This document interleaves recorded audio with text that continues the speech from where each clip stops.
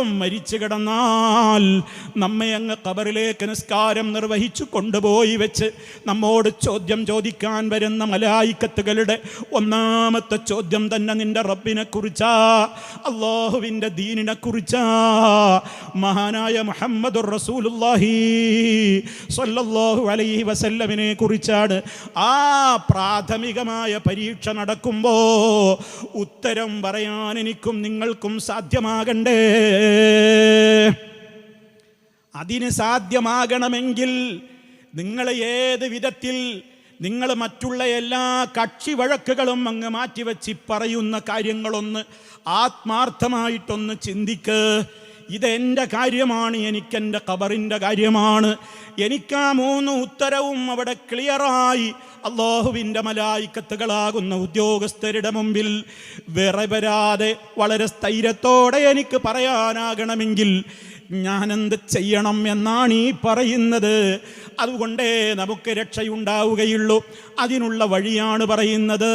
ഇന്നല്ലദീന ഖാലൂ റബ്ബുനല്ലാഹ് ثم استقاموا تتنزل عليهم الملائكة ألا تخافوا ولا تحزنوا وأبشروا بالجنة التي كنتم توعدون نحن أولياؤكم في الحياة الدنيا وفي الآخرة ولكم فيها ما تشتهي أنفسكم ولكم فيها ما تدعون نزلا من غفور رحيم. റഹ്മാനായ റബ്ബ് നമ്മെ അവരിൽ ഉൾപ്പെടുത്തുമാറാകട്ടെ. എന്താ സഹോദരന്മാരെ ഈ കേൾക്കുന്നത്? ഞങ്ങളുടെ റബ്ബ് അള്ളയാണെന്ന് പറഞ്ഞവർ, നമ്മളൊക്കെ അങ്ങനെ പറയുന്നുണ്ടല്ലേ, ലോകത്ത് പലരും പറയുന്നുണ്ടല്ലേ. പക്ഷേ നമ്മോട് സ്നേഹമുള്ള റഹ്മാനായ റബ്ബ് പിന്നെ പറഞ്ഞ കണ്ടീഷൻ കേൾക്കണം. സുമ്മസ്തഖാമൂ, എൻ്റെ റബ്ബ് ഞങ്ങളുടെ റബ്ബ് അള്ളയാണെന്ന് നാവുകൊണ്ട് പറഞ്ഞാൽ മാത്രം പോരാ, പറഞ്ഞതിനോട് 100% കൂറുപാലിക്കുന്ന നിലക്ക് നേരെ ചൊവ്വേ അങ്ങ് ജീവിക്കുന്നവർ അവരാരാണോ അവരുടെ സമീപത്താണ് റഹ്മത്തിൻ്റെ മലക്കുകൾ മരണനേരത്ത് സന്തോഷ വാർത്തകളുമായി വരിക. അവരെയാണ് സ്വർഗത്തിലേക്കാണെന്ന് പറഞ്ഞ് കൂട്ടിക്കൊണ്ടുപോവുക. അവരോടാണ് സ്വർഗത്തിലെ വിരുന്നിന് തേടി വന്നവരാണ് ഞങ്ങളെന്ന് പറയുക. എങ്കിൽ ആ നേരായ മാർഗത്തിൽ ജീവിച്ച മുമ്പന്മാരായ ലീഡർമാരെ മറക്കരുത്. അത് ആദം അലൈഹിസ്സലാം മുതൽ മുത്ത് മുസ്തഫ വരെയുള്ള നബിമാരാണ്. അതുപോലെ തന്നെ ഈ ഉമ്മത്തിൽ അബൂബക്കർ സിദ്ദീഖ് റളിയല്ലാഹു അൻഹു മുതൽക്ക് ഇന്ന് വരെ അങ്ങനെ ജീവിക്കുന്ന സിദ്ദീഖീങ്ങളാണ്. അതുപോലെ തന്നെ ഈ ലോകത്ത് അതാ ആണുങ്ങളുടെ കൂട്ടത്തിലും പെണ്ണുങ്ങളുടെ കൂട്ടത്തിലുമൊക്കെ ഷഹീദുകളായ ആയിരക്കണക്കിന് ശുഹദാക്കളുണ്ട്. അതുപോലെ തന്നെ സാലിഹീങ്ങളില്ലേ, പരിശുദ്ധ ഖുർആനിൽ അവരെയൊക്കെ പറയുന്നുമില്ലേ? ഒന്ന് ചിന്തിക്ക ഉപ്പമാരെ, ഉമ്മമാരെ. അള്ളാന്റെ കിതാബിൽ നിങ്ങൾക്ക് ഏത് ഭാഷയിലാ എന്ന് തർജമ കിട്ടാത്തത്? അതിലെവിടെയെങ്കിലും ഖുർആനിലെ 114 അധ്യായങ്ങൾ ഫാത്തിഹ മുതൽക്ക് ഇങ്ങോട്ട് സൂറത്തുൻ നാസ് വരെ ഒന്ന് പരിശോധിച്ചാൽ റബ്ബിനോടല്ലാത്തവര് ദുആ കാണാൻ കഴിയുമോ? ഒരിക്കലും കാണാനാവില്ല. അപ്പോൾ പിന്നെ ഈ പറയുന്ന നേതാക്കളൊക്കെ റബ്ബല്ലാത്തവരോട് പ്രാർത്ഥിച്ചിട്ടുണ്ടായിരുന്നുവെങ്കിൽ അത് റബ്ബിൻ്റെ ഖുർആനിൽ ഉണ്ടാകുമല്ലോ. ഇല്ലെങ്കിൽ സത്യമെന്താണെന്ന് കൃത്യമായി അതോടെ ബോധ്യമായില്ലേ? ഇതിനെന്തിനാ സഹോദരങ്ങളെ തർക്കിക്കേണ്ട കാര്യം? ഇനിയതാ രാവിലെ നമ്മൾ എഴുന്നേൽക്കുന്നു, രാത്രി ഉറങ്ങുന്നു, അതിനിടയ്ക്ക് എത്ര 100 കണക്കിന് ദുആകളാ നമ്മൾ ചൊല്ലുന്നത്, എത്ര ദിക്റുകളാ നമ്മൾ ഉരുവിടേണ്ടത്. അദ്കാറു സബാഹുകളുണ്ട്, അദ്കാറുൽ മസാഹുകളുണ്ട്. സുബഹി നിസ്കാരം കഴിഞ്ഞ് സൂര്യൻ ഉദിക്കുന്നതിൻ്റെ ഉള്ളിൽ ചൊല്ലി തീർക്കേണ്ടവയുണ്ട്. അസർ നിസ്കരിച്ച് മഗ്രിബിൻ്റെ അസ്തമനം നടക്കുന്നതിൻ്റെ ഉള്ളിൽ ചൊല്ലി തീർക്കേണ്ടതുണ്ട്. സാന്ദർഭികമായി പറയട്ടെ, എൻ്റെ ശബ്ദം ശ്രവിക്കുന്നവരോട് മുഴുവനും ഇതൊക്കെ നമ്മുടെ നിത്യജീവിതത്തിൽ കൊണ്ടുവരാനുള്ളതാണ്. ഏത് ദിക്റുകളും ദുആകളും നിങ്ങൾ ആദ്യം ശ്രദ്ധിക്കേണ്ടത് തെറ്റുകൂടാതെ അത് ചൊല്ലാൻ പഠിക്കലാണ്. അതിൻ്റെ ഫതഹ് കസറാവാതെ, അക്ഷരങ്ങൾ മാറാതെ കൃത്യമായി അത് ചൊല്ലാൻ ചൊല്ലാൻ പഠിക്കണം. പിന്നെ നിങ്ങൾ ചെയ്യേണ്ടത് അർത്ഥം പഠിക്കലാണ്, ആശയം പഠിക്കലാണ്, അത് നടപ്പിൽ വരുത്തലാണ്. അങ്ങനെ അങ്ങ് ചൊല്ലി നോക്കൂ. റബ്ബല്ലാത്തവരെ വിളിച്ചു പ്രാർത്ഥിക്കാൻ നമുക്ക് കഴിയുമോ? കാരണം അമ്പിയാക്കളുടെ പാത അത് തന്നെയാണ്. ഇനി സിദ്ദീഖായ അബൂബക്കർ സിദ്ദീഖ് റളിയല്ലാഹു അൻഹു അള്ളാഹുവിൻ്റെ റസൂലിനോട് പോയിട്ടൊരിക്കൽ പറയാണ്, അള്ളാഹുവിൻ്റെ റസൂലേ, ഏറ്റവും ഉത്തരം കിട്ടുന്ന നിസ്കാരത്തിലെ അവസരങ്ങളിൽ എനിക്ക് പ്രാർത്ഥിക്കാൻ ഒരു പ്രാർത്ഥന പഠിപ്പിച്ച് തരാമോ? മഹാനായ നബി സല്ലല്ലാഹു അലൈഹി വസല്ലമിനോട് ചോദിക്കണം. നിങ്ങൾ നോട്ട് ചെയ്യണം, ചിന്തിക്കണം ഈ പറയുന്ന കാര്യം. എന്താ ചോദിച്ചത്? എനിക്ക് ഏറ്റവും ഉത്തരം കിട്ടുന്നൊരു പ്രാർത്ഥന നിസ്കാരത്തിൽ നിർവഹിക്കാൻ എനിക്കൊരു ദുആ. അപ്പോഴല്ലേ ഏറ്റവും പ്രധാനപ്പെട്ടത് പഠിപ്പിച്ചു കൊടുക്കേണ്ട നേരം. സല്ലല്ലാഹു അലൈഹി വസല്ലമ റബ്ബിനോട് ചോദിച്ചാൽ അല്ല ഉത്തരം കിട്ടാൻ എളുപ്പമെങ്കിൽ ആ ചാൻസിൽ മുത്ത് മുസ്തഫ ആദ്യം പഠിപ്പിച്ചു കൊടുക്കേണ്ടത് അവിടെ നിങ്ങൾ എന്നോടാ ചോദിക്കേണ്ടത്, അല്ലെങ്കിൽ മഹാന്മാരായ നബിമാരോടാണ്, അല്ലെങ്കിൽ ബദരീങ്ങളോടാണ്, അല്ലെങ്കിൽ ഉഹദീങ്ങളോടാണ്, അല്ലെങ്കിൽ നമ്മുടെ ബീവിമാരോടാ എന്ന് നബി സല്ലല്ലാഹു അലൈഹി വസല്ലമ പറഞ്ഞുവോ? പറഞ്ഞില്ല. മറിച്ച് അബൂബക്കർ സിദ്ദീഖ് റളിയല്ലാഹു അൻഹുവിനെ പഠിപ്പിച്ചു കൊടുക്കുകയാണ്, അല്ലാഹുമ്മ ഇന്നി ളലംതു നഫ്സി ളുൽമൻ കസീറാ വലാ യഗ്ഫിറു ദുനൂബ ഇല്ലാ അൻത ഫഗ്ഫിർ ലീ മഗ്ഫിറതൻ മിൻ ഇൻദിക വർഹംനി ഇന്നക അൻതൽ ഗഫൂറുർ റഹീം. ഇത് കേൾക്കുന്ന മാത്രയിൽ തന്നെ ഇത് മനപ്പാടമുള്ള ഉമ്മമാരുണ്ടാകും, സഹോദരന്മാരുണ്ടാകും. ഇതൊക്കെ നമ്മൾ അധികരിപ്പിക്കേണ്ട ദുആയാണ്, ഇസ്തിഗ്ഫാറിൻ്റെ ദുആയാണ്. അതുപോലെ തന്നെ നമുക്ക് സ്വർഗം ഇൻഷൂർ ചെയ്യാൻ രാവിലെയും വൈകുന്നേരവും ഓരോ തവണ, അഥവാ രാത്രിയിൽ ഒരിക്കലെങ്കിലും പകലിൽ ഒരിക്കലെങ്കിലും ചൊല്ലിയാൽ സയ്യിദുൽ ഇസ്തിഗ്ഫാർ എന്ന് പറയുന്ന ഇസ്തിഗ്ഫാറിൻ്റെ നേതാവായ ദുആയില്ലേ, അല്ലാഹുവേ എന്ന് വിളിച്ചുകൊണ്ട് നമ്മൾ അല്ലാഹുവിനോട് പറയുന്ന ആ സയ്യിദുൽ ഇസ്തിഗ്ഫാർ ഞാനതിപ്പോൾ വിശദീകരിക്കുന്നില്ല. അതൊക്കെ മനസ്സറിഞ്ഞുകൊണ്ട് പറഞ്ഞവൻ പകലിൽ ചൊല്ലി രാത്രിയാകുന്നതിൻ്റെ മുമ്പ് മരിച്ചാൽ, രാത്രിയിൽ ചൊല്ലി പകലാകുന്നതിൻ്റെ മുമ്പ് മരിച്ചാൽ അവൻ സ്വർഗക്കാരനാണ്. കളവ് പറയാത്ത മുത്ത് മുസ്തഫ സല്ലല്ലാഹു അലൈഹി വസല്ലം റബ്ബിൻ്റെ കൃത്യമായ നിർദ്ദേശപ്രകാരം തന്ന ഓഫറാണ്. ഇതൊക്കെ നമ്മൾ ഇന്ന് ചെയ്തോ, ഇന്നലെ ചെയ്തോ? ഇല്ലെങ്കിൽ ഇനി തുടരണമെന്നാണ് എനിക്ക് എന്നോടും നിങ്ങളോടും വിനീതമായി പറയാനുള്ളത്. എന്തിന്? അർത്ഥത്തോടെ ആശയത്തോടെ നിങ്ങൾ ചൊല്ല്. അതൊക്കെ നമ്മുടെ അമ്പിയാക്കൾ കടന്നു വന്ന വഴിയാണ്, സിദ്ദീഖീങ്ങൾ നടന്നുപോയ വഴിയാണ്, ശുഹദാക്കൾ ചൊല്ലിപ്പോയ വഴികളാണ്, സാലിഹീങ്ങൾ നടന്നു നീങ്ങിയ വഴികളാണ്. അവരുടെയൊന്നും പ്രാർത്ഥനകളിൽ നിങ്ങൾ എവിടെ അന്വേഷിച്ചു നോക്കൂ.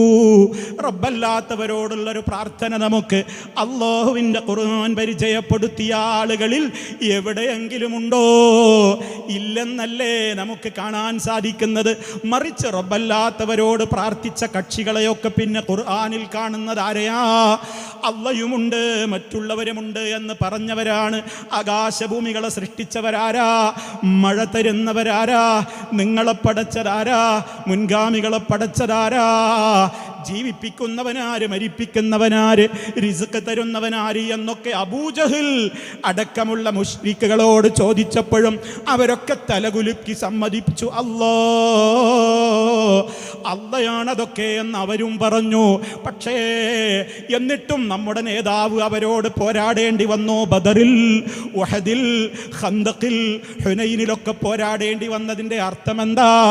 അള്ളയാണ് ആകാശഭൂമികൾ സൃഷ്ടിച്ചത് എന്നുള്ളത് കൊണ്ട് മാത്രം, അത് വിശ്വസിച്ചത് കൊണ്ട് മാത്രം നമ്മൾ സിറാത്തുൽ മുസ്തഖീമിന്റെ വക്താക്കളാകുമോ? സ്വർഗത്തിന്റെ അവകാശികളാകുമോ? ഇല്ല. മറിച്ച് ആ റഹ്മാനായ റബ്ബ് അവൻ മാത്രമാണ് എല്ലാം എന്ന് വിശ്വസിക്കുന്നതോടൊപ്പം അവനോടല്ലാതെ പ്രാർത്ഥിക്കാൻ പാടില്ല. ഇതങ്ങ് പറഞ്ഞപ്പോ, ലാ ഇലാഹ ഇല്ലല്ലാഹ് എന്ന് പറഞ്ഞപ്പോ അള്ളാനെ ആ നിലക്ക് അംഗീകരിക്കുന്ന അബൂജഹലിന് അതിൻ്റെ അർത്ഥം വേഗം മനസ്സിലായി. അത് നമുക്കെതിരാന്ന് അവന് വേഗം മനസ്സിലായി. അതുകൊണ്ടവൻ ലാ ഇലാഹ ഇല്ലല്ലാഹ് അംഗീകരിക്കാതെ പോയി. എന്നാൽ നമ്മളോ, ഞങ്ങൾ ലാ ഇലാഹ ഇല്ലല്ലാഹ് അംഗീകരിക്കുന്നു എന്ന് നാവ് കൊണ്ട് പറയുകയും അതേ അവസരത്തിൽ ഈ ലോകത്ത് മഴ തരുന്നത് മുഹീദ്ദീൻ ശൈഖാണ്, അതുപോലെ തന്നെ മമ്പുറത്തെ ഉപ്പാപ്പയാ, അതുപോലെ തന്നെ ഏർവാടിയിലെ ഇബ്രാഹിം ബാദിഷയാണ്, ബദവി തങ്ങളാണ്, അതുപോലെ തന്നെ അഹമ്മദുൽ ബദവിയും അതേപോലെ അഹമ്മദുൽ റിഫാഴിയും ഷെയ്ഖ് ജീലാനിയും അതേപോലെ തന്നെയുള്ള ഇബ്രാഹിം ഉദ്ദസൂഖിയും അങ്ങനെയുള്ള ഒരുപാട് കുത്തുബീങ്ങളാണ് ലോകത്ത് മഴ തരുന്നത്, ലോകത്തെ കൺട്രോൾ ചെയ്യുന്നത് എന്ന പിഴച്ച വിശ്വാസത്തിലേക്ക് പോയി. അള്ളാന്റെ കിതാബൊന്ന് പരിശോധിച്ചു നോക്കൂ നിങ്ങൾ. എവിടെയെങ്കിലും ഒരു കുത്തുബിന്റെ പരിചയപ്പെടുത്തൽ വന്നിട്ടുണ്ടോ? കുത്തുബ് എന്ന് പറയുന്ന വിശ്വാസം നമ്മുടെ വിശ്വാസത്തിൽ ഏത് കാലത്താ പ്രിയപ്പെട്ടവരെ കടന്നു വന്നത്? അത് നബിമാർക്ക് അങ്ങനെ ഒരു വേർഡ് അറിയാമായിരുന്നു. മഹാന്മാരെ സംബന്ധിച്ച്, നബിമാരെ സംബന്ധിച്ച് കുത്തുബീങ്ങളാണ് അവർ എന്ന ഒരു വിശ്വാസം ആദം നബി മുതൽക്കുള്ള മുത്ത് മുസ്തഫ വരെയുള്ള ഏത് നബിക്കാ ഉണ്ടായിരുന്നത്? അതുപോലെ തന്നെ ഏത് സിദ്ദീഖീങ്ങൾക്കാ ഉണ്ടായിരുന്നത്? ഏത് ശുഹദാക്കൾക്കാ ഉണ്ടായിരുന്നത്? ഖുർആൻ ഇറങ്ങിത്തീരുന്നതിൻ്റെ മുമ്പ് നടന്ന ബദറിലും ഉഹദിലും അതുപോലെ തന്നെയുള്ള പല യുദ്ധങ്ങളിലും ഷഹീദുകളായ ശുഹദാക്കൾക്കതുണ്ടോ? അതേ ഖുർആൻ പരിചയപ്പെടുത്തിയ പേര് പറഞ്ഞവരും അല്ലാത്തവരുമായ നമ്മുടെ ലീഡർമാരായ സാലിഹീങ്ങൾക്കുണ്ടോ? ഇല്ലല്ലോ. പിന്നെ എവിടുന്നാ ഇത് കടന്നുകൂടിയത്? മഹാനായ ശൈഖ് മുഹീദ്ദീൻ അബ്ദുൽ ഖാദിറുൽ ജീലാനി, ആ ശൈഖ് ജീലാനിയെ സംബന്ധിച്ചുള്ള വികലമായ വിശ്വാസങ്ങൾ ഈ സമുദായത്തിലേക്ക് കൊണ്ടുവന്നു. നിങ്ങൾ ഞാൻ ഈ പറയുന്നതിൻ്റെ ക്രമം ഒരിക്കലും വിട്ടുപോകരുത്. ഞാൻ പറഞ്ഞു വെച്ചു, അള്ള മാത്രമാണ് ലോകത്തിൻ്റെ സൃഷ്ടാവെന്ന് പറയുന്നത് കൊണ്ട് നമ്മൾ മോമിനീങ്ങളായിരുന്നുവെങ്കിൽ അബൂജഹലും മോമിനാവണം. കാരണം അവനാണ്, അതൊക്കെ വിശ്വാസമുണ്ട്. പക്ഷേ അവന് വന്ന തകരാറെന്താ? അവൻ അല്ലാഹു അല്ലാത്തവരോടും പ്രാർത്ഥിച്ചു. എന്തിന്? അവരാണ് പടച്ചവൻ എന്ന് വിശ്വസിച്ചിട്ടല്ല, അവരാണ് മഴ തരുന്നത് എന്ന് വിശ്വസിച്ചിട്ടല്ല, അവരാണ് മരിപ്പിക്കുന്നതെന്നോ ജീവിപ്പിക്കുന്നതെന്നോ ലോകം നിയന്ത്രിക്കുന്നതെന്നോ ലോകം സൃഷ്ടിച്ചതെന്നോ വിശ്വസിച്ചിട്ടല്ല. മറിച്ച് അവരിവർക്കൊക്കെ നേർച്ചകളും വഴിപാടുകളും ബലിയർപ്പണങ്ങളും എല്ലാം അവർക്ക് കൊടുത്തതെന്തിനായിരുന്നുവെന്നോ? മാനഅ്ബുദുഹും ഇല്ലാ ലിയുഖർരിബൂനാ ഇലല്ലാഹി സുൽഫാ. അല്ലാഹുവിലേക്ക് ഞങ്ങളെ ഇവർക്ക് അടുപ്പിക്കാൻ പറ്റൂ. കാരണം നമ്മളൊക്കെ പാപികളാ. അവർക്കൊക്കെ റബ്ബിലേക്ക് അടുക്കാൻ പറ്റുന്ന അത്ര നമുക്ക് പറ്റിയിട്ടില്ലല്ലോ. അതുകൊണ്ട് ഇവരെ തൃപ്തിപ്പെടുത്താം, ഇവർക്ക് വേണ്ടതൊക്കെ ചെയ്യാം, ഇവരുടെ ഇംഗിതം പിടിച്ചു പറ്റാം, അവരെ സന്തോഷിപ്പിക്കാം. അപ്പൊ അവരുടെ കെയർ ഓഫിൽ അവർക്കതാ ഹൗലായി ശുഫാഉനാ ഇൻദല്ലാഹ്, അല്ലാഹുവിൻ്റെ അടുക്കൽ ഇവരൊക്കെ ഞങ്ങൾക്കുള്ള റെക്കമെൻഡുകാരാണ്. അതുകൊണ്ട് ഇവരെ പ്രീതിപ്പെടുത്തലാണ് വേണ്ടത്. അതാണ് കാര്യം നേടാൻ നമുക്ക് ഏറ്റവും നല്ല മാർഗമെന്നാണ് അവർ വിശ്വസിച്ചത്, അബൂജഹലടക്കമുള്ള ആളുകൾ. ആ വിശ്വാസം ഇന്നീ സമുദായത്തിലുണ്ടോ? ദേഷ്യം പിടിക്കാതെ നിങ്ങൾ ചിന്തിക്കണം. എന്നാ എനിക്ക് എൻ്റെ പ്രിയപ്പെട്ട അപ്പുറത്ത് എന്നോട് ഞാൻ ഈ സംസാരിക്കുന്ന കാര്യങ്ങളോട് വ്യത്യാസമുള്ളവരോട് എനിക്ക് വളരെ സ്നേഹത്തോടെ ഞാൻ പറയാണ്, ഇതെൻ്റെയോ നിങ്ങളുടെയോ കുടുംബകാര്യമല്ല. നമുക്ക് വക്കാലത്തേൽക്കുന്ന നമ്മുടെ കാര്യം നോക്കിക്കോളാമെന്ന് പറയുന്നവരൊന്നും നാളെ പരലോകത്ത് കാണില്ല, മരണനേരത്ത് കാണില്ല. നമ്മളൊക്കെ ഒറ്റക്കാ, ഖബറിൽ ഒറ്റക്കാണ്. റബ്ബിൻ്റെ കോടതിയിൽ വിചാരണക്ക് പോയി നിൽക്കേണ്ടതും വകുല്ലുഹും ആതീഹി യൗമൽ ഖിയാമത്തി ഫർദാ. ഏകനായ റബ്ബിൻ്റെ കോടതിയിൽ പോയി നിൽക്കുമ്പോ അവിടെ നമ്മെ രക്ഷപ്പെടുത്തുന്നത് നമ്മുടെ ലാ ഇലാഹ ഇല്ലല്ലാഹ് ആണെങ്കിൽ ആ ലാ ഇലാഹ ഇല്ലല്ലാഹ് എന്നുള്ള വിശ്വാസം അത് സത്യസന്ധമാകണമെങ്കിലുള്ള നിയമമാണ് ഈ പറയുന്നത്. ഏതൊരുവൻ ഖാലിഖാണോ, ഏതൊരുവൻ റാസിഖാണോ, ഏതൊരുവൻ മുഹ്യിയാണോ, ഏതൊരുവൻ മുമീത്താണോ, അവനെ മാത്രമേ നിങ്ങൾ ആരാധിക്കാനും പാടുള്ളൂ, അവനോടേ പ്രാർത്ഥിക്കാനും പാടുള്ളൂ, അവൻ്റെ തൃപ്തിക്ക് വേണ്ടി മാത്രമേ നിങ്ങൾ അറിവ് നടത്താനും പാടുള്ളൂ. അല്ലാഹുവിൻ്റെ ചോദ്യം നിങ്ങൾ ശ്രദ്ധിക്കണേ. അല്ലാഹുല്ലദീ ഖലഖകും സുമ്മ റസഖകും സുമ്മ യുമീതുകും സുമ്മ യുഹീകും. നോക്കണം നിങ്ങൾ, ഈ ആയത്തൊക്കെ മനസ്സിൽ കാണാതെ പഠിച്ചു വെക്കണം. എൻ്റെ ഉമ്മമാര് മക്കൾക്ക് മുലപ്പാല് പകർന്നു നൽകുമ്പോ, മക്കൾക്ക് കഥ പറഞ്ഞു കൊടുക്കുമ്പോ, മോനെ ആരാണ് റബ്ബെന്ന് കൂടി അതിലൂടെ പകർന്നു കൊടുക്കണം. അല്ലാ, അവനാരാണ്? അല്ലദീ ഖലഖകും, നിങ്ങളെ പടച്ചവനാണ്. സുമ്മ റസഖകും, നിങ്ങൾക്ക് അന്നം തരുന്നവനാണ്. സുമ്മ യുമീതുകും, നിങ്ങൾക്ക് അവസാനത്തിൻ്റെ ശ്വാസം കഴിഞ്ഞാൽ അവൻ കണക്കാക്കിയ ഒരു ടൈമുണ്ട്, അതെത്തിക്കഴിഞ്ഞാൽ നിങ്ങളെ മരിപ്പിക്കുന്നവനും അവനാണ്. പിന്നീട് നീണ്ട കാലത്ത് ബർസഖിൻ്റെ ലോകത്ത് ഖബറിൽ കഴിച്ചു കൂട്ടിയിട്ട് അതാ സുമ്മ നുഫിഖ ഫീഹി ഉഖറാ, രണ്ടാമത്തെ ഊത്തങ്ങ് നടക്കുമ്പോൾ മഹ്ശറിലേക്ക് സുമ്മ യുഹ്യീകും, നിങ്ങളെ ജീവിപ്പിക്കും ുന്നവനും അവനാണ്. 4 കാര്യങ്ങൾ ആമുഖമായി പറഞ്ഞിട്ട് ഇനി അള്ള ചോദിക്കുന്ന ചോദ്യമാണ് എൻ്റെ പ്രിയപ്പെട്ടവരെ മനസ്സിലാക്കേണ്ടത്. ഈ 4 എണ്ണം അള്ളയങ്ങ് അവകാശപ്പെട്ടിട്ട് ധൈര്യത്തോടെ ഒരു വെല്ലുവിളി റബ്ബ് നടത്തുകയാണ്. ഹൽ മിൻ ശുറകായികും മൻ യഫ്അലു മിൻ ദാലികും മിൻ ശൈഇ, നിങ്ങൾ അല്ലാഹുവല്ലാത്ത പലരോടും വിളിച്ച് തേടുന്നില്ലേ? പലരും ഞങ്ങൾ ഈ ലോകത്തിൻ്റെ കൺട്രോളർമാരാണെന്ന് നിങ്ങൾ വിശ്വസിക്കുന്നില്ലേ? നിങ്ങളെ ജീവിച്ചിരിക്കുന്ന കാലത്തും ഇപ്പോൾ അവരൊക്കെ മരിച്ചിട്ടും ഇപ്പോഴും ഞങ്ങളെയൊക്കെ കൺട്രോൾ ചെയ്യുന്നത് അവരാണെന്ന് നിങ്ങൾ പറയുന്നില്ലേ? മഴ വേണം എന്ന് പറഞ്ഞുകൊണ്ട് മഴ തന്നവരില്ലേ? രോഗം വേണ്ട എന്ന ഒരൊറ്റ വാക്കോടുകൂടി രോഗം മാറ്റിയവരില്ലേ? അങ്ങനെ രോഗം മാറ്റുന്ന, എല്ലാം തരുന്ന, ഇഷ്ടം പോലെയുള്ളവരെ വേണ്ടവരെയൊക്കെ ശപിച്ചു കൊല്ലുന്ന, വേണ്ടവരെയൊക്കെ ജീവിപ്പിക്കുന്ന, അങ്ങനെ ഇതിനൊക്കെ കഴിയും. അവരാണ് ലോകത്തിൻ്റെ മുഴുവനും, അവരാണ് ഇവിടെ എല്ലാവരെയും നിയന്ത്രിച്ചു കൊണ്ടിരിക്കുന്നത് എന്നൊക്കെ വിശ്വസിക്കുന്ന പല ആളുകളുമില്ലേ? അള്ളാന്റെ ചോദ്യം കേട്ടോ. അത്തരത്തിൽ നിങ്ങൾ കഴിവുകളുണ്ടെന്ന് വെറുതെ പറഞ്ഞുകൊണ്ടിരിക്കുന്ന, കളവാരോപിച്ചു കൊണ്ടിരിക്കുന്ന അത്തരത്തിൽപ്പെട്ട വല്ലവർക്കും ഞാൻ ഈ പറഞ്ഞ 4 എണ്ണത്തിലേതെങ്കിലും ഒന്നിൽ ചെയ്യാൻ കഴിയുമോ? ഉണ്ടെങ്കിലൊന്ന് കാണട്ടെ.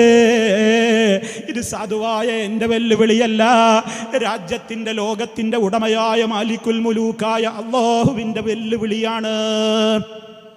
ആർക്കെങ്കിലും പറയാൻ പറ്റുമോ? വെറുതെ ബടായി പറയുക എന്നുള്ളതല്ലാതെ പ്രപഞ്ചത്തിലെ എവിടെയൊക്കെ നോക്കാനല്ല പറഞ്ഞിട്ടുണ്ട്. ആകാശങ്ങളുണ്ട്, ഭൂമിയുണ്ട്, എവിടെയെല്ലാമുണ്ട്. അള്ളയല്ലാത്ത വല്ലവരും വല്ലതും പടച്ചെങ്കിലൊന്ന് ഇങ്ങോട്ട് കൊണ്ടുപാടോന്ന് അള്ളയാണ് ചോദിക്കുന്നത്. അറൂനി, കാണിച്ചതാടോ, എനിക്ക് കാണിച്ചതാ. വല്ലവരും വല്ലതും പടച്ചിട്ടുണ്ടെങ്കിൽ ഇങ്ങ് കാണിച്ചതാ. ഇന്ന വസ്തുവിനെ പടച്ചത് അള്ളയല്ല, അത് ഞങ്ങളുടെ മടവൂരാണ്, അത് ഞങ്ങളുടെ ഖുതുബുൽ അഖ്താബ് ജീലാനിയാണ്, അത് ഞങ്ങളുടെ മറ്റേതെങ്കിലും ആളുകളാണെന്ന് പറയാൻ ഏത് മതക്കാരാവട്ടെ, ഏത് വിശ്വാസക്കാരാവട്ടെ, ആരൊക്കെ ആരോടൊക്കെ പ്രപഞ്ചത്തിൻ്റെ നാഥനെ വിട്ട് പ്രാർത്ഥിക്കുന്നുവോ അവർക്കാർക്കെങ്കിലും അതിൽ പങ്കുണ്ടെന്ന് സമർത്ഥിക്കാനാകുമോ? ഉണ്ടെങ്കിൽ അതൊന്ന് കൊണ്ടുവാ എന്ന് പറഞ്ഞിട്ട് അല്ലാഹു അവസാനം പറയുന്ന വാചകം സുബ്ഹാനഹു വ തആല അമ്മാ യുശ്രികൂൻ. ഇവരീ പങ്കു ചേർക്കുന്ന കാര്യങ്ങളിൽ നിന്നൊക്കെ തആലയായ അത്യുന്നതനായ അല്ലാഹു മഹാപരിശുദ്ധൻ. കണ്ടോ, സുബ്ഹാനല്ലാഹ്. എത്ര തവണയാ നമ്മൾ പറയാറുള്ളത്? അതൊക്കെ മനസ്സറിഞ്ഞ് പറയണം. എൻ്റെ റബ്ബിനെ കുറിച്ച് ലോകത്ത് ആരൊക്കെ എന്തൊക്കെ പറയുന്നുണ്ടോ അതിൽ നിന്നൊക്കെ എൻ്റെ റബ്ബ് വിമുക്തനാണ്, എൻ്റെ റബ്ബ് പരിശുദ്ധനാണ് എന്നാണ് നമ്മൾ ചൊല്ലുന്ന സുബ്ഹാനല്ലാഹയുടെ മൂല്യമെന്ന് മനസ്സിലാക്കിയിട്ട് വേണം. അതല്ലാതെ നിസ്കാരം കഴിഞ്ഞിട്ട് വെറുതെ അങ്ങോട്ടും ഇങ്ങോട്ടും ചൊറിഞ്ഞും മാന്തിയിട്ട് വിരലിങ്ങനെ ഹൈസ്പീഡിൽ ഇങ്ങനെ സുബ്ഹാനല്ലാഹ് സുബ്ഹാനല്ലാഹ് എന്ന് അക്ഷരം പോലും പറയാത്ത സുബ്ഹാനല്ലാഹ് അതാവരുത് നമ്മുടേത്.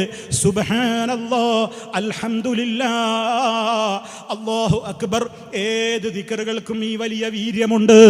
അങ്ങനെ അങ്ങ് പറയുമ്പോൾ നമുക്കെങ്ങനെ ഈ ഒരു ആദർശത്തിൽ നിന്ന് തെറ്റി ജീവിക്കുവാനാകും? അതുകൊണ്ടാണ് ഞാൻ പറയുന്നത്, തെറ്റിപ്പോയ കക്ഷികൾ എന്തു ചെയ്തു? അള്ളാഹിനോട് തേടിയാ, നേർക്കുനേരെ തേടിയാ പ്രയോജനമില്ല, കാര്യം കിട്ടും എന്നതുകൊണ്ട് നമുക്ക് ഉറപ്പിക്കാനാവില്ല. അല്പം കൂടി കടന്നുകൊണ്ട് ആ വിഭാഗം പറഞ്ഞു, ഞാനിവിടെ പറയുന്നത് എന്തിനും എൻ്റെ കയ്യിൽ രേഖയുണ്ട്, എൻ്റെ സമയപരിമിതി കൊണ്ട് ഒരുപക്ഷെ ഞാൻ ഉയർത്തി കാണിച്ചില്ലെന്ന് വന്നേക്കാം. ഇല്ല എന്ന് നിഷേധിക്കാൻ ആർക്കും സാധിക്കാത്തതാണെന്ന് വിനയപുരസ്സരം ഓർമ്മപ്പെടുത്തട്ടെ. അല്പം കൂടി കടന്നുകൊണ്ട് പറഞ്ഞതെന്താ? അള്ളാഹിനോട് നേരിട്ട് ചോദിക്കാൻ നമുക്ക് അവകാശമേ ഇല്ല. അള്ളാഹിനോട് ചോദിക്കാനുള്ള അർഹത മുത്ത് മുസ്തഫ സ്വല്ലല്ലാഹു അലൈഹി വസല്ലമിന് മാത്രമാകുന്നു. സഹോദരങ്ങളെ, ഇത് നമുക്ക് അംഗീകരിക്കാൻ പറ്റുമോ? നിങ്ങൾ കേൾക്കുന്നവർ പറ. ഇത് പച്ച മലയാളത്തിൽ നമ്മുടെ നാട്ടിൽ മുസ്ലിയാക്കൾ എഴുതിവിട്ടതാണ്. അള്ളാഹിനോട് ചോദിക്കാൻ നമുക്ക് അർഹതയില്ല, അർഹതയുള്ള വ്യക്തി മുഹമ്മദ് മുസ്തഫ സ്വല്ലല്ലാഹു അലൈഹി വസല്ലമാണ് എന്ന് വളരെ കൃത്യമായി തന്നെ അവരെ രേഖപ്പെടുത്തി. തീർന്നില്ല, അതുപോലും അവിടെ നിങ്ങൾ ആലോചിക്കണം, മുത്ത് മുസ്തഫ പോലും മഹാത്മാക്കളിൽ ശരണം തേടിയിട്ടുണ്ടെന്നാണ് ദുർവ്യാഖ്യാനിച്ച് പറയുന്നത്. ഞാനും നിങ്ങളുമൊക്കെ ഒരു സ്ഥലത്തിറങ്ങിയാൽ ചൊല്ലേണ്ട ഒരു ദിക്റുണ്ട്, അഊദു ബികലിമാത്തില്ലാഹി തമ്മ മിൻ ശർരി മാ ഖലഖ. അള്ളാഹുവിൻ്റെ കലിമാത്തുകൾ മുഖേന ഞാനിതാ അവൻ പടച്ച എല്ലാ വസ്തുക്കളുടെയും ഷർറിൽ നിന്ന് കാവൽ തേടുന്നു എന്ന് നമ്മൾ പുതിയൊരു സ്ഥലത്ത് താമസത്തിന് വേണ്ടി ഇറങ്ങുകയോ ഒരു സ്ഥലത്ത് അല്പനേരം തങ്ങുകയോ ഒക്കെ ചെയ്യുമ്പോൾ കാവൽ തേടണം എന്ന് പഠിപ്പിച്ച നബിയാണ് നമ്മുടെ നബി. എങ്കിൽ അവിടെ നിന്ന് നമ്മൾ യാത്രയാകുന്നതിൻ്റെ ഇടയ്ക്ക് ഒരാപത്തും നമുക്ക് ഏൽക്കില്ലെന്ന ഓഫറും അള്ളാഹിൻ്റെ റസൂല് വഹീൻ്റെ അടിസ്ഥാനത്തിൽ നമുക്ക് പറഞ്ഞു തന്നു. ഞാൻ പറഞ്ഞു വരുന്നത് ആ ബികലിമാത്തില്ലാഹി എന്ന് പറഞ്ഞാൽ അതുകൊണ്ട് ഉദ്ദേശം അംബിയാ ഉലിയാക്കളുടെ ആത്മാക്കളാണ്. അത് മഹാന്മാരോടുള്ള തേട്ടമാണ്. അപ്പം നബി സല്ലല്ലാഹു അലൈഹി വസല്ലമ പോലും പരിശുദ്ധ ആത്മാക്കളെ വിളിച്ചുകൊണ്ടാണ് കാവൽ തേടിയിട്ടുണ്ടത് എന്ന് നിർലജ്ജം ഈ ലോകത്തോട് പറയുന്ന ആ മുസ്ലിയാക്കളുണ്ടല്ലോ. പ്രിയപ്പെട്ട സഹോദരീ സഹോദരാ, ഈമാനോടെ മരിക്കണോ? അക്കമ്പനിയോട് വിട പറഞ്ഞേക്ക്. അള്ളാന്റെ റസൂല് അംബിയാ ഉലിയാക്കളാകുന്ന വിശുദ്ധാത്മാക്കളോടാണ് കാവൽ തേടിയത് എന്ന് പറയാൻ അല്പമൊക്കെ തൊലിക്കെട്ടി മതിയോ? ഈമാനിൻ്റെ ലവലേശമുണ്ടെങ്കിൽ അത് മുത്ത് മുസ്തഫയുടെ പേരിൽ ആരോപിക്കാൻ കഴിയുമോ? അപ്പോൾ നോക്കൂ നിങ്ങൾ, അങ്ങനെയുള്ള ഒരു ടീമാണ് ഇന്ന് സമൂഹത്തോട് പറയുന്നതെന്ത്? ഞങ്ങൾ ജീലാനിയോട് തേടും. നിങ്ങളെന്ത് പറഞ്ഞിട്ടെന്താ? ഇതൊക്കെ മുസ്ലിയാക്കളാണ് പറയുന്നതെന്ന് മനസ്സിലാക്കണം. സാധാരണക്കാർ നിരപരാധികളാണ്. അവരെ സംബന്ധിച്ചിടത്തോളം അവർക്ക് അവരുടെ ആഗ്രഹം നേടണം, അവർക്ക് കാര്യങ്ങളൊക്കെ പെട്ടെന്ന് കിട്ടണം, അവർക്ക് കുറുക്കു വഴിയിലൂടെ കാര്യം നേടണം. അതിനെന്താ വഴി എന്ന് അവരന്വേഷിച്ച് ഇങ്ങനെ നടക്കുമ്പോൾ ആ മേഖലയിലെ ചില ചൂഷകന്മാർ വേഷം കെട്ടി നടപ്പുണ്ട്. അവർ നിർദ്ദേശിക്കുന്ന ചില മാർഗങ്ങൾ അതാണ് സത്യമെന്ന് വിചാരിച്ചിട്ട് സാധുക്കൾ അതിൻ്റെ പിന്നാലെ അങ്ങ് കൂടിക്കൊടുക്കുകയാണ്. എന്നാൽ അത്ര സാധുക്കളായി നമ്മൾ മാറിപ്പോകല്ലേ. അത്ര പരമസാധുക്കളും പഞ്ചപാവങ്ങളുമൊക്കെയായി മാറിയാൽ നമുക്ക് നമ്മുടെ ഖബറിലാ കിടക്കേണ്ടത്, അവരുണ്ടാകില്ല. അതുകൊണ്ടാ പറയുന്നത്, ഞങ്ങൾ എന്തും ചെയ്യും. ഞങ്ങൾ ജീലാനിയെ വിളിക്കും, അതുപോലെ തന്നെ ഞങ്ങൾ ശൈഖ് മടവൂരിനെ വിളിക്കും. മടവൂരാണ് ലോകം നിയന്ത്രിക്കുന്നതെന്ന് പറയും. ആലം ഒന്ന് മാത്രമല്ല, 18,000 ലോകവും കൺട്രോൾ ചെയ്യുന്നത് CM മടവൂരാണ്. കാരണം നിലവിലെ കുത്തുബ് അയാളാണ് പോലും. അദ്ദേഹം ഒരു സാധു മനുഷ്യൻ. അദ്ദേഹത്തിന് മാനസികമായിട്ട് നിലവാരം താഴെയായിരുന്നു, ബുദ്ധിയില്ലാത്തൊരു ഭ്രാന്തനായിരുന്നു. ആ വ്യക്തിക്ക് ഒരു പക്ഷേ പരലോകത്ത് രക്ഷപ്പെടാനായേക്കും. കാരണം മജ്നൂനിന് നിയമങ്ങളില്ല. പക്ഷേ ഒരു ഭ്രാന്തനായി മര്യാദക്ക് നടക്കാൻ സമ്മതിക്കാതെ പിന്നാലെ കൂടിയ ബുദ്ധിയുള്ളവരെന്ന് പറയുന്ന ചില ചങ്ങാതിമാരുണ്ട്. അവരാണിതുകൊണ്ടൊക്കെ ലാഭമുണ്ടാക്കുന്നത്. അവരാണിവരുടെ പേരിലൊക്കെ പലതും പറയുന്നത്. അതാണ് അവരെ സംബന്ധിച്ച് ഇവരിങ്ങനെ വർണ്ണനകൾ ഇങ്ങനെ അമിതമായി പറയുന്നു. ഇപ്പം നിലവിലുള്ള കുത്തുബ് അതാണെങ്കിൽ തുടക്കക്കാരനായ മഹാനായ ഖുതുബാരാ, അത് ശൈഖ് മുഹയ്യിദ്ദീൻ അബ്ദുൽ ഖാദിറുൽ ജീലാനി. അതാണ് ജീലാനി ദിനം എന്ന പേരിൽ നമ്മുടെ നാട്ടിലുള്ള ആളുകൾ റബീഉൽ ആഖിർ 10 കഴിഞ്ഞാൽ ജീലാനിയുടെ ദിനം ആഘോഷിക്കുകയാണ്. മുത്തു മുസ്തഫായുടെ ജന്മദിനമാണ് ആഘോഷിക്കുന്നതെങ്കിൽ ജീലാനി മരണപ്പെട്ട ദിനമാണ് ആഘോഷിക്കുന്നത്. അതാണ് ചരമദിനം എന്ന് പറയാൻ കാരണം ഹിജറ 470 ജനിച്ച് 590 മരണപ്പെട്ട ഒരു വ്യക്തിത്വമാണ് ശൈഖ് ജീലാനി എന്ന് നമ്മൾ മനസ്സിലാക്കണം. അതാ നബി സല്ലല്ലാഹു അലൈഹി വസല്ലമിൻ്റെയും എത്രയോ കാലങ്ങൾക്ക് ശേഷം ജീവിച്ച അതേ ജീലാൻ എന്ന് പറയുന്ന പ്രദേശത്ത് ജനിച്ച ഒരു വ്യക്തിത്വം. അദ്ദേഹത്തെക്കുറിച്ച് നല്ലതാണ് നമ്മൾ മനസ്സിലാക്കിയിട്ടുള്ളത്. കാരണം അദ്ദേഹത്തെക്കുറിച്ച് നമുക്ക് അദ്ദേഹത്തിൻ്റെ കരങ്ങളാൽ എഴുതപ്പെട്ടിട്ടുള്ളതെന്ന് പറയപ്പെടുന്ന ഗ്രന്ഥങ്ങളിലൂടെ പരിശോധിച്ചു നോക്കിയാൽ അദ്ദേഹം നല്ല ഒരു ദഅവത്ത് നടത്തിയ നേതാവാണ്. ലക്ഷക്കണക്കിന് ആളുകൾക്ക് ഇസ്ലാമിൻ്റെ വെളിച്ചം പകർന്ന നേതാവാണ്. അതേപോലെയുള്ള കാര്യങ്ങൾക്കൊക്കെ ഉപദേശങ്ങൾ നൽകിയ നേതാവാണ്. പക്ഷേ ഏത് മഹാന്മാരുടെ പേരിലും അവരറിയാത്ത പലതും പിൽക്കാലത്ത് പ്രചരിപ്പിക്കൽ ചിലരുടെ തൊഴിലാണല്ലോ. ഇബ്രാഹിം നബി അലൈഹിസ്സലാമിൻ്റെ പേരിൽ അബൂജഹിൽ അതാ വിഗ്രഹങ്ങൾ വരച്ചു വെച്ചിട്ടുണ്ട്. ആ വിധത്തിലുള്ള പലതും വിശ്വസിച്ചിട്ടുണ്ട്. ഇസ്മായിൽ അലൈഹിസ്സലാമിൻ്റെ പേരിൽ അങ്ങനെ വിശ്വസിച്ചിട്ടുണ്ട്. അതുപോലെ തന്നെ മറിയം ബീവിയുടെ പേരിൽ, ഈസാ നബി അലൈഹിസ്സലാമിൻ്റെ പേരിൽ ക്രൈസ്തവ മതത്തിൻ്റെ അനുയായികൾ അവരൊന്നും പഠിപ്പിച്ചിട്ടില്ലാത്ത പലതും അവരുടെ പേരിൽ പിൽക്കാലത്ത് പറഞ്ഞിട്ടുണ്ട്.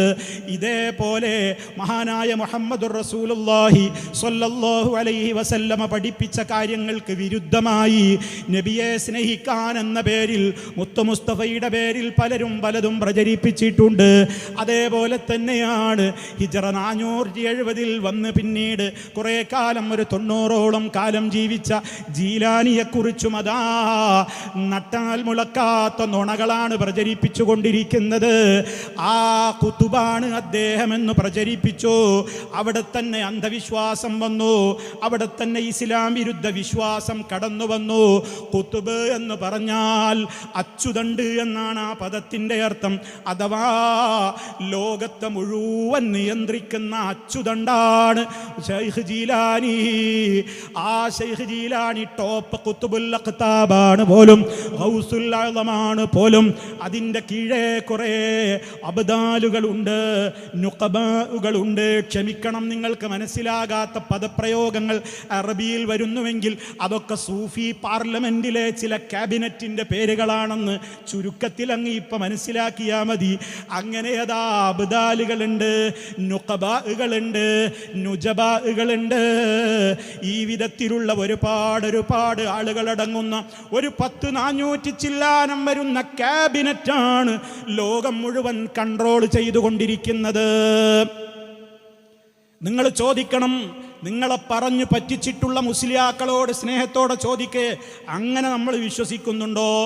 ലോകത്തിനെ കൺട്രോൾ ചെയ്യാനൊരു 420-ലേറെ വരുന്ന ഒരു പാർലമെന്റ്, അതെല്ലാ ദിവസവും മക്കയിലും സംസം കിണറിൻ്റെ പരിസരത്തുമൊക്കെ മീറ്റിംഗ് ചേരുന്നുണ്ട്.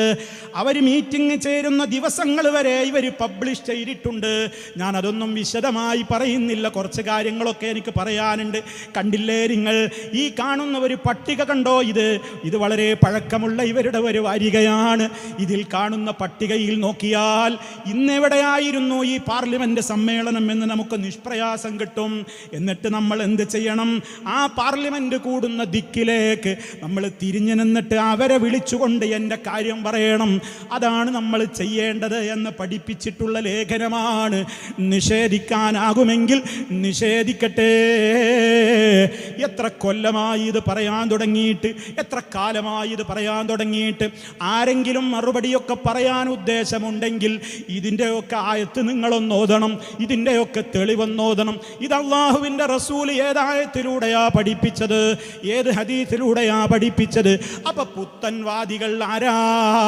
ഇങ്ങനെയുള്ള ഒരു വിശ്വാസം കൊണ്ടുവന്ന് കുത്തുബുകളുണ്ട് എന്ന വിശ്വാസം കൊണ്ടുവന്നു. ആ കുത്തുബാണ് ലോകത്തിൻ്റെ കൺട്രോൾ എന്നത് കൊണ്ടുവന്നു. അങ്ങനെ കുത്തുബിനെയാണ് നമ്മൾ തൃപ്തിപ്പെടുത്തേണ്ടത്. അപ്പൊ കുത്തുബിനോടാണ് കാര്യം പറയേണ്ടത്. അപ്പൊ കുത്തുബിനെയാണ് സന്തോഷിപ്പിക്കേണ്ടത്. അതിനെന്ത് വേണം? കുത്തുബിൻ്റെ കീർത്തന കാവ്യങ്ങൾ ഉണ്ടാക്കണം. അള്ളാനെ സന്തോഷിപ്പിക്കാൻ നമ്മൾ എന്ത് ചെയ്യും? മുസ്തഫ പഠിപ്പിച്ച ദിക്ർ ചൊല്ലും, അള്ളാഹിന്റെ കലാമായ ഖുർആൻ ഓതും, ദുആ ചെയ്യും, സൽക്കർമ്മങ്ങൾ ചെയ്യും. അപ്പോൾ റബ്ബ് നമ്മളെ കാണും, റബ്ബ് നമ്മളുടെ ആത്മാർത്ഥത കാണും, നമ്മുടെ സംസാരം കേൾക്കും, നമ്മെ രക്ഷിക്കും, നമ്മെ തൃപ്തിപ്പെടും, നമുക്ക് സ്വർഗം കിട്ടും. ഇതൊക്കെയല്ലേ നമ്മുടെ വിശ്വാസം. അതേ അവസരത്തിൽ അതുകൊണ്ടൊന്നും വലിയ കാര്യമല്ല. അതൊക്കെ കേവലം ചില KSRTCയിൽ പോയാ എത്തിയെങ്കിൽ എത്തി എന്നുള്ളതല്ലാതെ ബെൻസ് കാറിൻ്റെ ഉപകാരം വേണോ? ഇതൊക്കെ അങ്ങ് പിന്തുടർന്നോ എന്ന് പറയുന്നിടത്തേക്ക് കാര്യങ്ങൾ എത്തുമ്പോ എന്താണ് അവരെ പറ്റിയുള്ള മദ്ഹുകൾ ഉണ്ടാക്കി. അതുകൊണ്ട് അവരെ ഇങ്ങനെ പുകഴ്ത്തി പറയണം, ഇങ്ങനെ പുകഴ്ത്തി പറയണം. അതിനുണ്ടാക്കിയതാണ് കുത്തുബിനെ ചുറ്റിപ്പറ്റിയുള്ള കീർത്തന കാവ്യത്തിൻ്റെ പേരാണ് കുത്തുബിയത്ത്. കുത്തുബിനെ ചുറ്റിപ്പറ്റിയുള്ള കീർത്തനകാവ്യം കുത്തുബിയത്ത് എന്നറിയപ്പെടുന്നു. ആ സാധനം ഏതാണ്? അതിന് പല ഭാഷകളിലും അതിന് ട്രാൻസ്ലേഷൻ ഇറങ്ങിയിട്ടുണ്ട്. ഇത് കുത്തുബിയത്ത് ബൈത്തിൻ്റെ മലയാളത്തിലുള്ള പല തർജ്ജമകളുണ്ട്. അതിൽപ്പെട്ട ഒരു തർജ്ജമയാണ്. ഇതിൽ നിന്ന് നമുക്ക് വിഷയം മനസ്സിലാകാൻ വേണ്ടി പെട്ടെന്ന് ചില കാര്യങ്ങൾ നമ്മൾ പറയുകയാണ്. ഇത് മുഹീദ്ദീൻ അബ്ദുൽ ഖാദിറുൽ ജീലാനിയെ സംബന്ധിച്ച് മൗലാന സദഖത്തുല്ലാഹിൽ ഖാഹിരി എന്ന വ്യക്തിയാണ് ഇത് ഉണ്ടാക്കിയത്. അയാളെന്നാ ഉണ്ടായത് സദഖത്തുല്ലാഹിൽ ഖാഹിരി. അയാൾ ഹിജറ വർഷം 1040 ജനിച്ചത്. ഇപ്പം ഹിജറ വർഷം 1444. ഇയാളുണ്ടായത് ഹിജറ 1040. ആ വ്യക്തി അദ്ദേഹമാണ് ഈ കുത്തുബിയത്ത് ബൈത്ത് എന്ന് പറയുന്ന പദ്യമുണ്ടാക്കിയത്. ഇനി അത് അദ്ദേഹം ഉണ്ടാക്കാനൊരു കാരണമുണ്ട്, നിങ്ങളൊക്കെ പഠിക്കണം. അത് എന്തേ അത് ഉണ്ടാക്കാനുള്ള കാരണം? ഇസ്ലാമിൽ അതിന് വല്ല തെളിവുണ്ടായിട്ടാണോ? അയാളുടെ പ്രശ്നം എന്താണ്? അയാളത് ഉണ്ടാക്കാനുണ്ടായ കാരണം ഇതിൽ കൃത്യമായി പറയുന്നു. ഇദ്ദേഹം ഒരിക്കൽ മുഹീദ്ദീൻ ശൈഖിൻ്റെ മഖ്ബറ സന്ദർശിക്കാൻ വേണ്ടി ബഗ്ദാദിലേക്ക് പോയി. ജീലാനിയുടെ ഖബർ കാണാൻ പോയി ഇയാള്. അങ്ങനെ കായൽ പട്ടണത്തുകാരനാണ്. തമിഴ്നാട്ടിലെ കീഴക്കരയുടെ പള്ളിയുടെ സമീപത്ത് അയാളുടെ ദർഗയുണ്ട്. അവിടെ പൂജകളുണ്ട്, ഉത്സവങ്ങളുണ്ട്. ആ വ്യക്തി ഒരിക്കൽ ബഗ്ദാദിലേക്ക് ജീലാനിയുടെ ഉറൂസിന് പങ്കെടുക്കാൻ വേണ്ടി പോയി. പക്ഷേ ജീലാനിയെ കാണാൻ അദ്ദേഹത്തിന് സിയാറത്തിന് പോകാൻ ഒത്തില്ല. എന്തോ കാരണത്താൽ അയാൾ വളരെ ദുഃഖിതനായി തിരിച്ചു പോരുമ്പോ ഒരിക്കലതാ മൂപ്പർ ഉറങ്ങുമ്പോ സ്വപ്നത്തിൽ മുഹീദ്ദീൻ ശൈഖ്, ഇവർക്ക് എപ്പോഴും സ്വപ്നമാണ്, ഉറങ്ങിയ ഉടനെ സ്വപ്നമാണ്. സ്വപ്നജീവികളെന്ന് പറയുന്ന നേതാക്കൾ തന്നെയുണ്ട്. ജീവിച്ചിരിക്കുന്നവരെ പറ്റിയും സ്വപ്നം, മരിച്ചവരെ പറ്റിയും സ്വപ്നം, ലോകം മുഴുവൻ കൺട്രോൾ ചെയ്യുന്നു എന്നതും സ്വപ്നം, എല്ലാം സ്വപ്നം. മുസ്തഫ കൈ നീട്ടിക്കൊടുക്കുന്നു, അവരുടെ കൂടെ വന്ന് കഞ്ഞി കൊടുക്കുന്നു, അവരുടെ കൂടെ വന്ന് ബിരിയാണി തിന്നുന്നു. അതേപോലെ തന്നെ CM മടവൂര് ജയിലിലേക്ക് വരുന്നു. അതാ പോലീസുകാർക്കൊക്കെ ഇടയിലൂടെ ഇവിടുന്ന് അങ്ങോട്ട് വിളിച്ചിട്ട് ആളെ ഇങ്ങ് വിളിച്ചു കൊണ്ടുവന്നിട്ട് ജയിലിൽ നിന്നൊക്കെ അതിൻ്റെ ഉള്ളിലേക്ക് കയറി പുറത്തിറക്കുന്നു. ഇതേ രൂപത്തിൽ എന്തൊക്കെ ചെയ്യാൻ പറ്റുമോ അതൊക്കെ ചെയ്യുന്നു.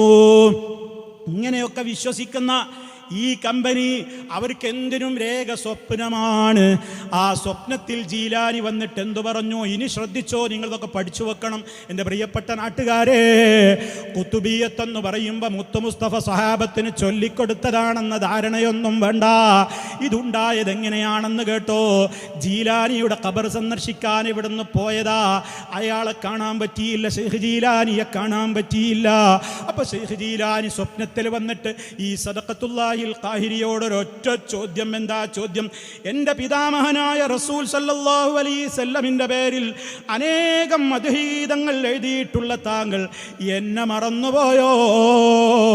എന്തേ നിങ്ങൾ മുസ്തഫാനെ പറ്റിയൊക്കെ ഒരുപാട് ബൈത്ത് എഴുതിയിട്ടുണ്ടല്ലോ, നിങ്ങളെന്താ എന്നെക്കുറിച്ചൊരു മദ്ഹറക്കാത്തത്? നിങ്ങളെന്താ എന്നെക്കുറിച്ചൊരു പാട്ടുണ്ടാക്കാത്തത് എന്ന് ജീലാനി ആവശ്യപ്പെട്ടു പോലും ഇല്ല. ഇല്ല, നമ്മൾ മനസ്സിലാക്കിയ ജീലാനി അത് ആവശ്യപ്പെടുന്നയാളല്ല. എന്നെ മദ്ഹ് ചെയ്യാൻ ആളെ ഏൽപ്പിക്കുന്ന ഏർപ്പാടാക്കുന്നയാളല്ല. മദ്ഹ് പറയുന്നവൻ തൻ്റെ മുഖത്ത് നോക്കിയിട്ട് ഇല്ലാത്ത മദ്ഹ് പറയുമ്പോൾ അവൻ്റെ മുഖത്തേക്ക് ചരൽ വാരി എറിയണമെന്ന് പഠിപ്പിച്ച മുസ്തഫായുടെ ഹദീസ് ലോകത്തോട് പഠിപ്പിച്ച് ദർസ് നടത്തിയ ഷെയ്ഖ് ജീലാനി അദ്ദേഹമാണ് ഒറിജിനലായ ആ ഷെയ്ഖ്. വന്നിട്ടൊരിക്കലും എന്നെക്കുറിച്ച് എന്തടോ മദ്ഹ് പറയാത്തത് എന്ന് ഇങ്ങോട്ട് വന്ന് പറഞ്ഞു മദ്ഹ് എഴുതിക്കൂല. പിന്നിപ്പോ സ്വപ്നമല്ലേ, ആർക്കും എന്തും കണ്ടുകൂടെ? ഏത് ഇബ്ലീസിനും ആരുടെ കോലത്തിലും വരാലോ. റസൂലുള്ളാന്റെ ഒറിജിനൽ കോലത്തിലല്ലാതെ ഏത് കോലത്തിലും ശൈത്താന് വരാൻ പറ്റുമല്ലോ. അതുകൊണ്ട് തന്നെ ആരാണ് എഴുതിപ്പിച്ചതെന്ന് മനസ്സിലായല്ലോ. ആശയങ്ങൾ പറയുമ്പോൾ കൂടുതൽ മനസ്സിലാകും.